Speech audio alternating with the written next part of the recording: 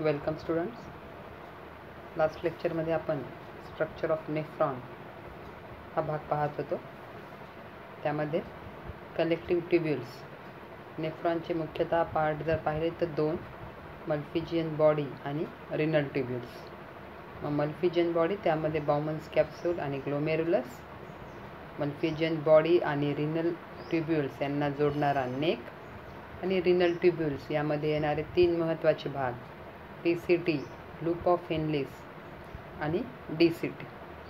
आणि शेवटी DCT ज्यामध्ये ओपन होते that is collecting tubules. Collecting tubules it is a short straight part of DCT.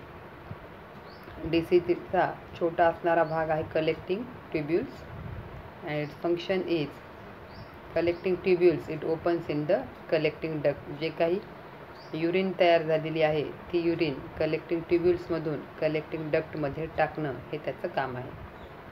Last is the collecting duct. Collecting tubules of number of nephrons they unite to form a duct like structure that is called as collecting duct. आपण जर नेफ्रॉनचं structure पाहिलं तर त्यामध्ये आपल्याला शेवटी collecting duct हा भाग दिसतो. ही कलेक्टिंग डक्ट एका ट्यूबसारखी आहे आणि या ट्यूबला पाहिलं तर नंबर ऑफ दुसऱ्याही ओपनिंग्स आहेत ज्या की इतर नेफ्रॉनच्या आहेत. नंबर ऑफ नेफ्रॉनच्या कलेक्टिंग ट्युब्युल्स या एकत्र येतात आणि कलेक्टिंग डक्ट हे स्ट्रक्चर तयार करतात. Then types of nephrons. There are two types of nephrons. One is cortical nephron and other one is juxtamedullary nephron. तर कॉर्टिकल नेफ्रॉन म्हणजे काय? Nephron with shorter loop of Henle's which extend very little in medulla, they are called as cortical nephrons. म्हणजे जे nephron cortex रिजनमध्ये present आहेत. तर cortex रिजनमध्ये तर ऑलरेडी त्यांचा मल्फिजियन बॉडी PCT DCT हा भाग प्रेझेंट असतो. मेड्युलरी भागामध्ये किडनीच्या मेड्युलरी पार्टमध्ये जाणारा जो नेफ्रॉनचा भाग आहे तो आहे लूप ऑफ हेनलिस. परंतु जेव्हा ह्या लूप ऑफ हेनलिसचा भाग हा शॉर्ट आहे त्यामुळं तो मेड्युलरी पार्टपर्यंत जास्त डीप न जाता कॉर्टिकल रिजनमध्येच राहतो. अशा शॉर्ट लूप ऑफ हेनलिस असणाऱ्या नेफ्रॉनला कॉर्टिकल नेफ्रॉन्स असं म्हणतात. ठीक आहे. तर जुक्स्ट्रामेड्युलरी नेफ्रॉन्स काय आहेत? Nephrons with longer loop of Henle's. ज्या नेफ्रॉनचा लूप ऑफ हेनलिस हा भाग लॉंगर आहे that means they goes deep in medulla. तो भाग मेड्युलरी पार्टमध्ये जाणारा आहे. तर अशा नेफ्रॉन्सला जुक्स्ट्रामेड्युलरी नेफ्रॉन्स असं म्हणतात. म्हणजे हे जे नेफ्रॉन्सचे टाईप्स आहेत हे कशाच्या आधारावर आहेत? लूप ऑफ हेनलिसच्या लेंथवरून. ज्यांची लूप ऑफ हेनलिस ही शॉर्ट आहे ते कॉर्टिकल नेफ्रॉन आणि ज्यांच्यामध्ये लूप ऑफ हेनलिस हा भाग लॉंग आहे ते नेफ्रॉन्स हे जुक्स्ट्रामेड्युलरी नेफ्रॉन्स आहेत. त्यानंतर बघू kidney blood supply to kidney and nephron. Oxygenated blood to kidney is supplied by renal artery. जो काही ऑक्सिजनेटेड ब्लडचा सप्लाय आहे तो रिनल आर्टरीद्वारे केला जातो. A branch of renal artery divides into number of branches to form renal arteriole. Renal आर्टरीच्या ज्या छोट्या छोट्या ब्रांचेस पडतात त्यांना म्हणायचं renal arteriole. Renal arteriole gives branches. त्याच्या आणखी ब्रांचेस पडतात they are called as afferent arteriole. आता प्रत्येक नेफ्रॉनकडे जाणारी जी ब्रांच आहे तिला रिनल आर्टेरिओल असं म्हणतात. ज्यापासून पुढे ॲफरंट आर्टेरिओल ह्या तयार होतात. आणि आपल्याला माहीत आहे की ॲफरंट आर्टेरिओल ही बाउमन्स कॅप्सूलच्या कपशेप आकारामध्ये घुसते. पुन्हा तिच्या नंबर ऑफ ब्रांचेस तयार होतात. Branches of afferent arteriole gives again branching and to form glomerulus. ज्यापासून कोणतं स्ट्रक्चर तयार होते? Glomerulus. Glomerulus leaves Bowman's capsule in the form of efferent arteriole. आणि ह्या ग्लोमेरुलसमधून जेव्हा ही आर्टरी बाहेर पडते तेव्हा तिचं नाव काय आहे? Efferent arteriole. जाताना ॲफरंट आणि बाउमन्स कॅप्सूलच्या बाहेर येताना efferent arteriole. Efferent arteriole gives branches to form peritubular capillaries.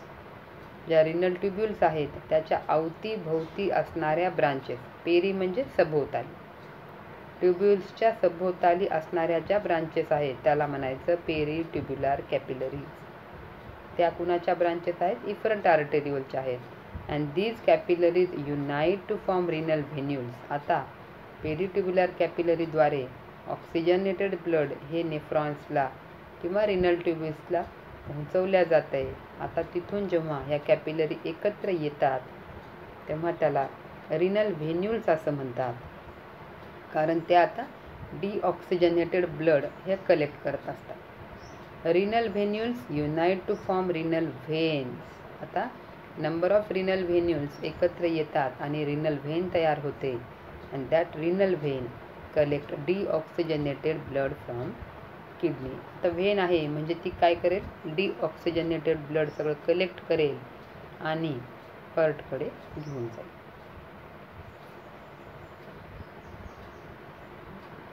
A small branch of efferent arteriole, it forms peritubular capillary network. आपण पाहिलं की जेव्हा बाउमन्स कॅप्सूलच्या कप शेप कॅव्हिटीमधून ही बाहेर पडते तेव्हा तिच्यापासून पेरीट्युब्युलर कॅपिलरीज ह्या तयार होतात.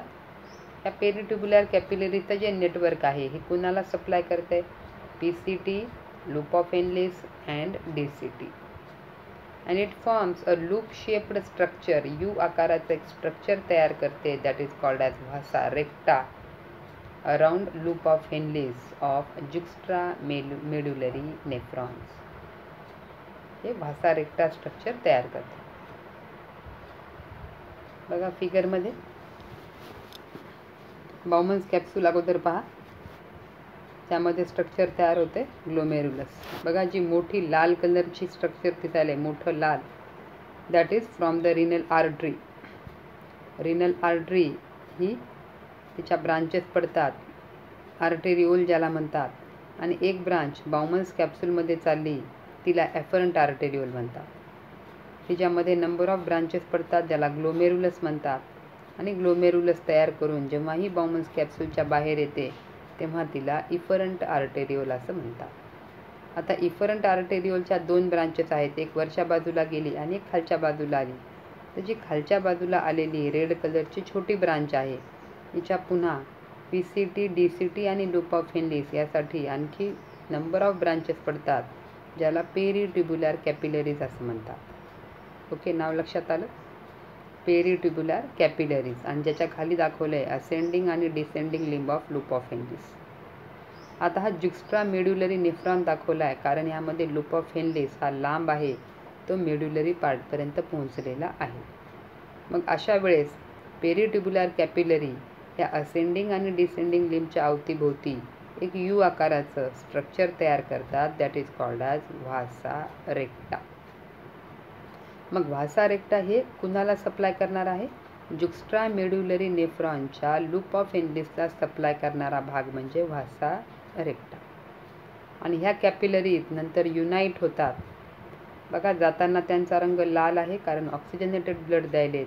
आता येताना मात्र त्यांचा रंग ब्ल्यू होतो कारण त्या ठिकाणाहून तयार होणारं डिऑक्सिजनेटेड ब्लड त्या घेऊन येत आहेत, अशुद्ध रक्त त्या घेऊन येत आहेत. आणि त्यामुळं ह्या जेव्हा एकत्र होतात तेव्हा त्यांच्यापासून रिनल व्हेन्यूल हे स्ट्रक्चर तयार होते.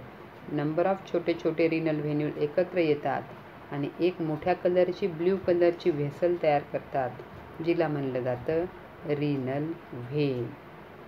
Okay, this is the blood supply of kidney and nephron. त्यामध्ये महत्त्वाचं peritubular capillaries, vasa recta. Nephrons are responsible for elimination of waste and osmoregulation.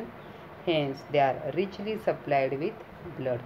नेफ्रॉन्सचं महत्त्वाचं काम काय आहे की इलिमिनेशन ऑफ वेस्ट, जे अल्ट्राफिल्ट्रेशन करून वेस्ट तयार होईल ते बाहेर टाकणं आणि शरीरामधलं वॉटर बॅलन्स, आयोनिक बॅलन्स म्हणजे ऑस्मोरेग्युलेशन मेंटेन ठेवणं, आणि हे अतिशय महत्त्वाचं काम आहे. त्यामुळं नेफ्रॉन्समध्ये किंवा किडनीमध्ये मॅक्झिमम ब्लड सप्लाय हा पुरवठा केलेला असतो. About 1/4 of cardiac output is supplied to kidney. जेवढं काही कार्डियक आउटपुट आहे एका मिनिटाचं असेल किंवा जे काही कार्डियक आउटपुट आहे नियर अबाउट 5 लिटर्स, त्याच्यापैकी 1/4 of blood is supplied to kidney. 1/4 blood हे फक्त एकट्या किडनी या भागाला पोहोचवल्या जातं. आता बघू जुक्स्ट्राग्लोमेरुलर apparatus. Some smooth muscle cells of wall of afferent arteriole are modified and their sarcoplasm becomes granular, that is called as juxtaglomerular cells. आता afferent arteriole आर्टरी जी आहे यामध्ये जो मस्क्युलर भाग आहे हा स्मूथ मसल्सचा आहे आणि ह्यापैकी स्मूथ मसल्स या काही ज्या सेल्स आहेत त्या मॉडिफाय होतात, ग्रॅन्युलर स्ट्रक्चरमध्ये कन्व्हर्ट होतात, ज्याला म्हणलं जातं जुक्स्ट्राग्लोमेरुलर cells. In each nephron, the beginning part of DCT come in contact with afferent arteriole of same nephron.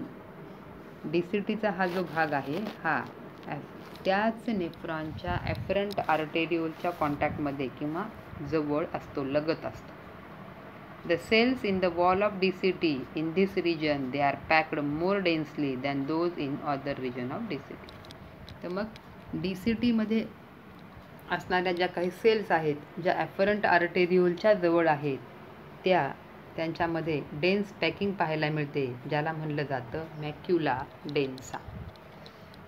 कुणाला म्हणायचं मॅक्युला डेन्सा? DCTच्या सेल्सला ज्या ॲफरंट आर्टेरिओलच्या जवळ आहेत. ॲफरंट आर्टेरिओल कुठं आहे? ग्लोमेरुलसच्या आतमध्ये जाणारी जी ब्रांच आहे तिला म्हणायचं ॲफरंट आर्टेरिओल. Macula densa and juxtaglomerular cells they together form juxtaglomerular apparatus. मग आता हे apparatus कसं तयार व्हायलंय? juxtaglomerular cells afferent arterioleच्या आणि मॅक्युला डेन्सा जो DCTचा भाग आहे या दोघांपासून एक कॉम्प्लेक्स स्ट्रक्चर तयार होतंय, ज्याला म्हणलं जातं juxtaglomerular apparatus. Its function, it plays an important role in blood pressure regulation within kidney. जे काही किडनीमधलं ब्लड प्रेशर आहे किंवा ब्लड प्रेशर आहे जे बॉडीचं ते मेंटेन ठेवण्याचं काम या जुक्स्ट्राग्लोमेरुलर ॲपॅरेटसच्या सेल्सद्वारे केलं जाते. त्यानंतर युरिन फॉर्मेशन. आतापर्यंत आपण पूर्ण स्ट्रक्चरचा भाग कव्हर केलेला आहे. नेफ्रॉनचं स्ट्रक्चर, कलेक्टिंग डक्टचं स्ट्रक्चर, त्यानंतर एक्सक्रिटरी सिस्टीमचं स्ट्रक्चर आणि त्याला होणारा blood supply.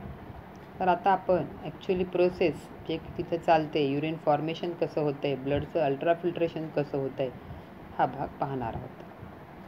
The process of urine formation is completed in 3 steps: ultrafiltration, selective reabsorption and tubular secretion. 3 step आहेत. पहिली स्टेप बघू, अल्ट्राफिल्ट्रेशन ऑर ग्लोमेरुलर फिल्ट्रेशन. यालाच काय म्हणायचं? glomerular filtration. It is the first step of urine formation and that is completed in Malpighian body. पहिली step आहे जी की Malpighian बॉडीमध्ये कंप्लीट केल्या जाते. Diameter of afferent arteriole is greater than efferent arteriole. Malpighian बॉडीचं किंवा ग्लोमेरुलसचं स्ट्रक्चर पाहताना आपण पाहिलं होतं की ॲफरंट आर्टेरिओलची डायमीटर ही इफरंट आर्टेरिओलपेक्षा जास्त आहे. Diameter of this capillary is still smaller than both the arterioles. आणि त्या ठिकाणी असणाऱ्या ज्या कॅपिलरीज आहेत त्यांची डायमीटर तर ॲफरंट आणि इफरंट या दोन्ही आर्टेरिओलपेक्षा आणखी कमी आहे. Then glomerular hydrostatic pressure. Due to difference in diameter blood flows with a greater pressure through glomerulus. आता हा जो डायमीटरचा डिफरन्स आहे, आतमध्ये येताना डायमीटर ही जास्त आहे परंतु बाहेर पडताना डायमीटर ही कमी असल्यामुळं ब्लड त्या ठिकाणी एक हायड्रोस्टॅटिक प्रेशर तयार करते ग्लोमेरुलसमध्ये, ज्याला म्हणलं जातं ग्लोमेरुलर हायड्रोस्टॅटिक प्रेशर. कशामुळं? Due to difference in diameter. Afferent आर्टेरिओलच्या डायमीटर आणि इफरंट आर्टेरिओलच्या डायमीटरमधला हा जो डिफरन्स आहे यामुळं ब्लड एका प्रेशरनी ग्लोमेरुलसमध्ये मूव्ह होत असते, ज्याला म्हणलं जातं GHP and it is about 55 mm of Hg. Then glomerular hydrostatic pressure is opposed by osmotic pressure of blood. आणि ह्याला अपोज करणारं ब्लडचे जे ऑस्मोटिक प्रेशर आहे ते आहे 30 mm of Hg. And capsular pressure is 15 mm of Hg.